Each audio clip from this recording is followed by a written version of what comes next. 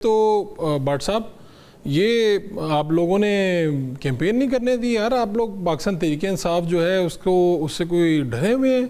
वो उन्होंने कैंपेन करने से रोकते रहे हैं। सलमान राजा साहब को बाहर निकाल दिया, फलाने को गिलगित बदर कर दिया, जुनैद अकबर को।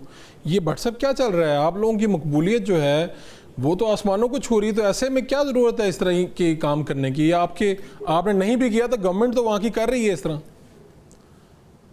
बिस्मिल्लाहिर्रहमानिर्रहीम। देखिए, मैं तो ये कहूँगा कि जब मियाँ साहब की वहाँ तो उन्होंने भी एनओसी लिया है इलेक्शन कमीशन से, क्योंकि इलेक्शन कमीशन ने कहा कि हमसे आप इजाज़त लेके जाएं। अगर इलेक्शन कमीशन कह रहा है तो ये तो इलेक्शन कमीशन का डिसीजन है कि जी यहाँ जो भी आएगा हमसे एनओसी ले लें। तो हमने अच्छा इसलिए लिया एनओसी कि मियाँ साहब वहाँ जा रहे थे, कोई ऐसी बात हो जाती वो रोकते तो फिर अच्छा नहीं लगता। तो अगर हम कानून को फॉलो कर ले तो अच्छी बात अच्छा, होती है। आप कह रहे हैं वैसे भी तो सबने कानून को फॉलो। तो भट्ट साहब, ऐसे ही है हुकूमती वानों में, ऐसा कोई खौफ है तहरीक इंसाफ का? साहब, सबसे पहले मैं तो चंद साहब की बात का जवाब दूं, बड़ा जरूरी है। वो मेरे भाई हैं, अब वो पीपल्स पार्टी में है। सिर्फ मैं उनसे ये क्वेश्चन करना चाहता था कि चंद साहब ने भी अगर पीटीआई वापस छोड़ दिए तो उनको समझ आ गई कि ये कुछ ऐसी जमात नहीं है। और वोट को तो का नारा हमारा था है, लेकिन जिस तरह की ये रजीम है, जिस तरह के ये लोग हैं, जिस तरह इन्होंने 4 साल इस मुल्क की तबाही की, अच्छा चलता मुल्क जो है ना वो आपके सिताने पे आज ले आए। तो इनके साथ ये जो मैं बार बार कहता हूँ, ये जब इन्होंने गंदम बोई है ना, तो अब इनको गंदम ही काटनी पड़ेगी। वहां वो गन्ने और वो दूसरे जो है ना वो मकई नहीं आएगी। वो ये जो इन्होंने बोया वही काटेंगे। ये इन लोगों के 4 साल दौर की तबाही, आज तक पाकिस्तान जो है ना वो हम इस मुश्किल में पड़े हुए हैं। इन लोगों ने जब आए मुसल्लत हुए तो उन्होंने पाकिस्तान का वो हाल कर दिया कि कोई मुल्क हमसे बात भी नहीं करता था। इनकी खारजा पॉलिसी ऐसी थी कि हर मुल्क हमसे नाराज हो चुका था, चाइना भी।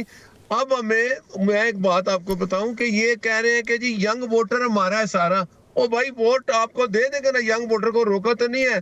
जब आप इंट्रा पार्टी इलेक्शन नहीं कराएंगे तो जाए इलेक्शन कमीशन के पास जिसने आपका निशान छीना है। आपने तो हमारा निशान छीना था। मैं बात याद करा दूं, वो था साकिब निसार।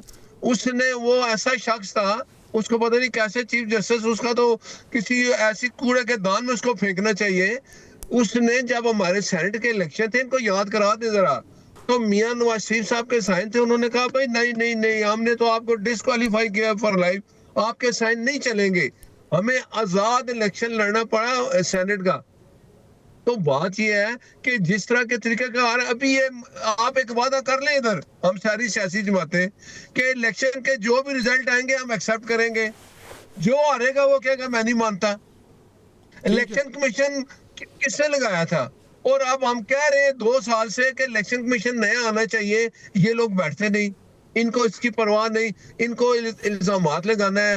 बात यह है कि अगर इलेक्शन कमीशन आज ये वादा कर ले, हम चारों सारी सियासी जमातें अपोजिशन में, ये है कि इलेक्शन कमीशन नया आना चाहिए, बैठे बात करें, इलेक्शन कमीशन आ जाए यूनानिमसली सब लोगों की जमातों की मर्जी से, तो हालात ठीक हो सकते हैं, नए रिफॉर्म कर लें। लेकिन ऐसा इन्होंने ले नहीं लेते करना। हैं भट्ट साहब, इनसे वादा ले लेते हैं। ये इलेक्शन कमीशन वाली बात आपने बड़ी इंटरेस्टिंग की है। मैं तो हुमायूं साहब जो हैं ये सुनेंगे इस बात